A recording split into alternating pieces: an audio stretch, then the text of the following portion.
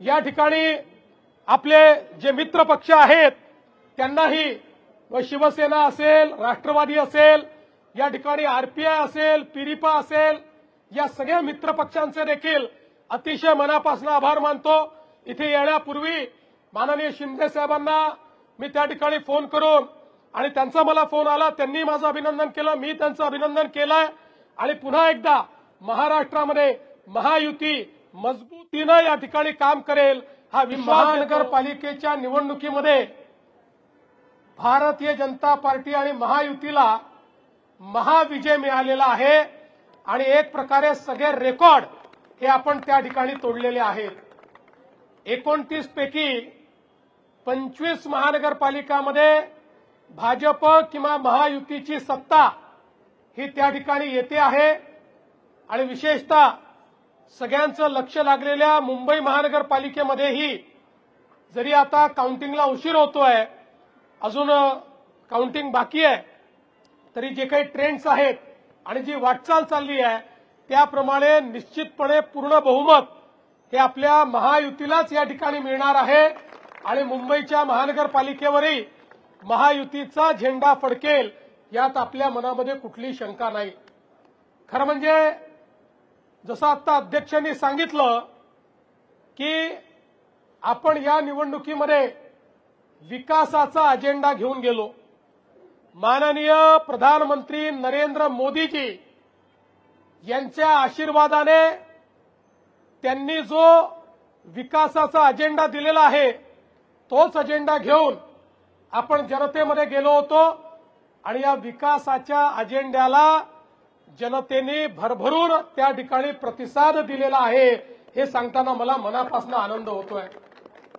आणि ज्या प्रकारे वेगवेगळ्या महानगरपालिकांमध्ये रेकॉर्ड ब्रेक अशा पद्धतीचं मॅन्डेट आहे, या मॅन्डेटने एक गोष्ट स्पष्ट केली आहे की लोकांना विकास हवा आहे, लोकांना प्रामाणिकता हवी आहे आणि म्हणून लोकांनी आपल्याला या ठिकाणी निवडून दिलेला आहे।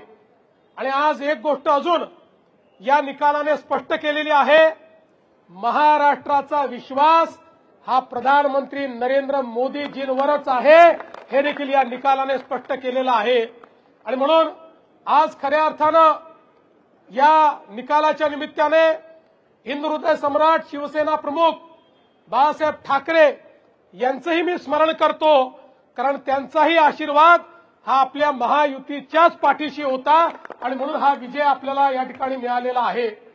आणि आज खरं म्हणजे लांब लचक भाषण करण्याची आवश्यकता नाहीये, पण एक गोष्ट निश्चित आहे की ज्या मुद्द्यांवर आपण ही निवडणूक लढलो त्या मुद्द्यांना लोकांनी प्रतिसाद दिलाय आणि पुढेही आमचा अजेंडा हा विकासच असणार आहे। एकेका शहराला त्या ठिकाणी परिवर्तित करून तिथे राहणारा जो गरीब माणूस आहे, मध्यमवर्गीय आहे, या प्रत्येकाच्या जीवनात एक मोठं परिवर्तन आणण्याकरता या विजयाला आम्ही समर्पित करणार आहोत। आणि हे सगळं करत असताना निश्चितपणे ही गोष्ट सांगितली पाहिजे की शेवटी आमचा जो कार्याचा आत्मा आहे, आमचा जो विचारांचा आत्मा आहे हा हिंदुत्ववाद आहे, हिंदुत्ववादी आम्ही आहोतच, याबद्दल आम्हाला अतिशय अभिमान आहे। आणि या हिंदुत्ववादाच्या माध्यमातून खऱ्या अर्थानं हिंदुत्व आणि विकास यांना वेगळं करता येणार नाही। आणि म्हणून मला असं वाटतं की आज हा जो काही आमचा आत्मा आहे या आत्म्यानेच आम्हाला जनसामान्यांपर्यंत पोहोचवलेला आहे। जसं मी वेळोवेळी सांगितलं, आम्ही संकुचित हिंदुत्व मानणारे लोक नाही आहोत, आम्ही व्यापक हिंदुत्व मानणारे लोक आहोत। आमच्या हिंदुत्वामध्ये सगळ्यांचा समावेश आहे। जो जो या भारताच्या संस्कृतीला आपली संस्कृती समजतो, भारतीय प्राचीन जीवन पद्धतीला जो आपली जीवन पद्धती मानतो, त्याची पूजा पद्धती काही असली तरी त्या सगळ्या लोकांना आम्ही आमच्या हिंदुत्वाच्या व्याख्येमध्ये या ठिकाणी घेतलेला आहे। आणि म्हणून मला असं वाटतं की एक व्यापक अशा प्रकारचं जनसमर्थन हे आपल्याला मिळालेलं आहे। मी या निमित्ताने एवढं सांगू इच्छितो, कार्यकर्त्यांना माझा संदेश हाच आहे की एवढं मोठं जनसमर्थन जेव्हा मिळतं तेव्हा जबाबदारीची जाणीव ठेवली पाहिजे। आपल्याला जबाबदारीने वागावं लागेल। जिंकल्यानंतर उन्माद नको, कोणीही उन्मादाने या ठिकाणी जिंकल्यानंतर वागणार नाही, हे कार्यकर्त्यांनी लक्षात ठेवलं पाहिजे। आणि त्यासोबत निवडून आलेल्या लोकप्रतिनिधींना आमचा संदेश आहे की तुम्हाला जनतेनं अपेक्षेने निवडून दिलाय, पारदर्शी प्रामाणिकतेतून कारभार करण्याकरता निवडून दिलेला आहे।